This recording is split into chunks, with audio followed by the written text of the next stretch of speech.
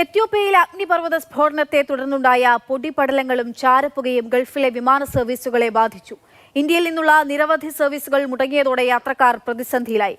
വൈകുന്നേരത്തോടെ സർവീസുകൾ സാധാരണ നിലയിലായതായി വിമാന കമ്പനികൾ അറിയിച്ചിട്ടുണ്ട്.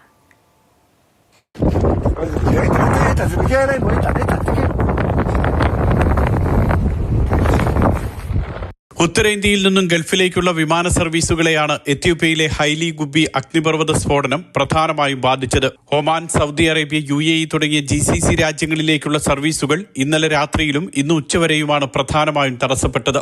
എയർ ഇന്ത്യയുടെ 13 സർവീസുകൾ റദ്ദാക്കി. വിവിധ സർവീസുകൾ മണിക്കൂറുകളോളം വൈകി. സ്പൈസ് ജെറ്റിന്റെ ദുബായ് സർവീസിനെയും പുകപടലങ്ങൾ ബാധിച്ചു. കേരളത്തിൽ നിന്നും സൗദി അറേബ്യയിലേക്കുള്ള ഉംറ തീർത്ഥാടകരുടെ യാത്രയും വിമാന സർവീസ് വൈകിയതിനാൽ തടസ്സപ്പെട്ടു. എന്നാൽ ദുബായ് ആസ്ഥാനമായ എമിറേറ്റ്സ് ഫ്ലൈ ദുബായ് സർവീസുകൾ മുടങ്ങിയില്ലെന്നും ദുബായ് അന്താരാഷ്ട്ര വിമാനത്താവളത്തിന്റെ പ്രവർത്തനം സാധാരണ നിലയിലായിരുന്നുവെന്നും അധികൃതർ വ്യക്തമാക്കി. അബുദാബിയിൽ നിന്നുമുള്ള ഇത്തിഹാദ് സർവീസുകൾക്കും തടസ്സമുണ്ടായില്ല.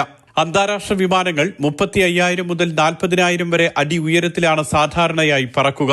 ഏതാണ്ട് ഇതേ ഉയരത്തിലാണ് അഗ്നിപർവ്വതത്തിൽ നിന്നുമുള്ള പുകയും പൊടിപടലങ്ങളും ചാരവും നിറഞ്ഞത്. വിമാനങ്ങളുടെ എഞ്ചിനെ പോലും ഇവ ബാധിച്ചേക്കുമെന്ന ആശങ്ക ഉയർന്നതോടെയാണ് സർവീസുകൾ തടസ്സപ്പെട്ടത്. വൈകുന്നേരത്തോടെ പുകപടലങ്ങൾ ചൈനീസ് അതിർത്തിയിലേക്ക് നീങ്ങിയതോടെ വിമാന സർവീസുകൾ സാധാരണ നിലയിലായി. Mathrubhumi news, Dubai.